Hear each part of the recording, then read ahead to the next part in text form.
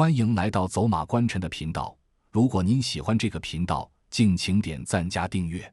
今天给大家带来的是白话版《聊斋志异》，汪世秀，原著蒲松龄。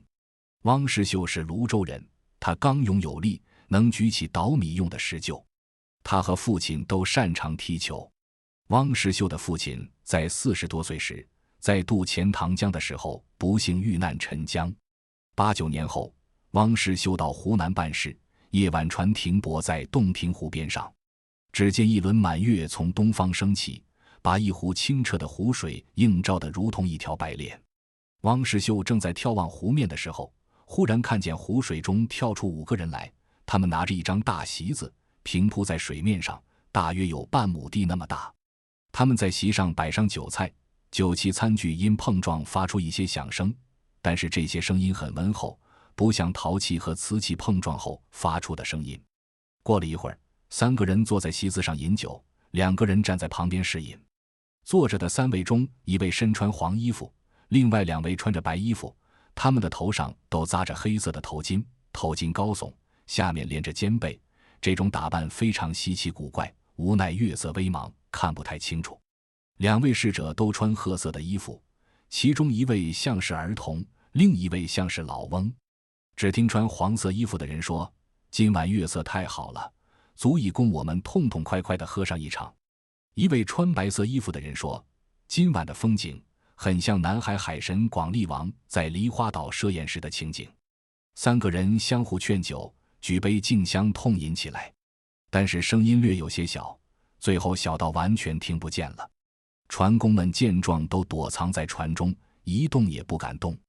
汪世秀细看那站着嗜酒的老翁，酷似他的父亲，可是听他说话又不是父亲的声音。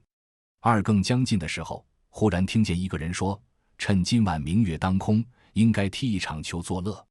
随即汪世秀看见那小童没入水中，从水中取出一个大圆球，有双手合抱那么大，球中好像注满了水银，里外通明。坐着的3位都站了起来。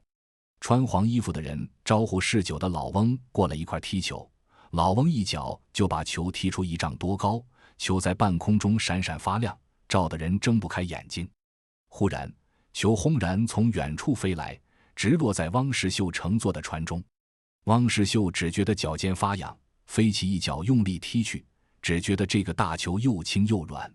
他这一脚用力太猛，好像把球踢破了，球飞起1丈多高，从球中露出一些光来，光随着球的下落，在夜空划出一道绚丽的彩虹，最后球嗤的一声急速落入水中，就像在天空中划过的彗星落入水中一样，水中发出像开锅一样的声音，冒出一串水泡，然后就消失了。席上的人一起怒喝，哪来的生人，败了我们的雅兴。那老翁却笑着说，不错不错，这一脚是我家传的流星拐绝招。白衣人对老翁胡乱说话很不满，大怒道，我们都在气头上，你这老奴为什么这么开心？赶快和小乌皮一起把那个狂妄之徒抓来，否则你的大腿就要挨棍子了。汪世秀一看情形，估计是逃不掉了，心中也就无所畏惧了，他手提大刀站在船头准备迎战。转眼间小童和老人手持兵器已经到了眼前，汪世秀定睛一看，那老翁真是他的父亲，于是他大声疾呼，老爹，儿子在此。老翁闻声大惊失色，父子4目相对，黯然神伤。小童见状匆忙往回返。老翁说，儿呀，你赶快藏起来，不然咱们都得死。他的话音未落，席上的3人疏忽间已经登上了汪世秀的船。这3人面色漆黑，2只眼睛比石榴还大，他们抓住老翁要走。汪世秀与他们奋力争夺，船在剧烈的摇晃，缆绳终于崩断了。汪世秀一刀砍去，一个黄衣人的臂膀应声断落，随后就逃走了。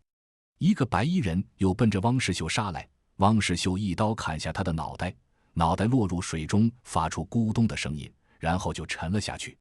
汪世秀打算趁黑夜渡过湖去，忽然看见一张大嘴伸出水面，像井一样深，大嘴4面的湖水向中间灌注，平平作响。突然大嘴猛地喷出一股水柱，巨浪滔天，好像能与星斗相接，湖面上所有的船都激烈地摇晃起来，船上的人都十分恐惧。汪世秀的船上恰巧有2个大石鼓，每个都重达100斤。汪世秀举起一个石鼓，向湖中张着的大嘴投去，湖水中顿时发出雷鸣般的巨响，随后浪渐渐地平息了。汪世秀又投入一个石鼓，湖面上立即风平浪静了。汪世秀怀疑父亲是鬼，老人说：“我本来就没有死，当年逆江的19个人都被妖怪吞噬了，我因为擅长踢球而得以幸免。妖怪得罪了钱塘江水神，所以转移到洞庭湖躲避。3个人都是鱼精，他们踢的是鱼鳔。父子2人尽享重聚的喜悦，半夜就划船远走了。天亮以后，他们看见船中有个大鱼翅，有4-5尺粗，明白那是夜间砍断的黄衣鱼精的胳膊。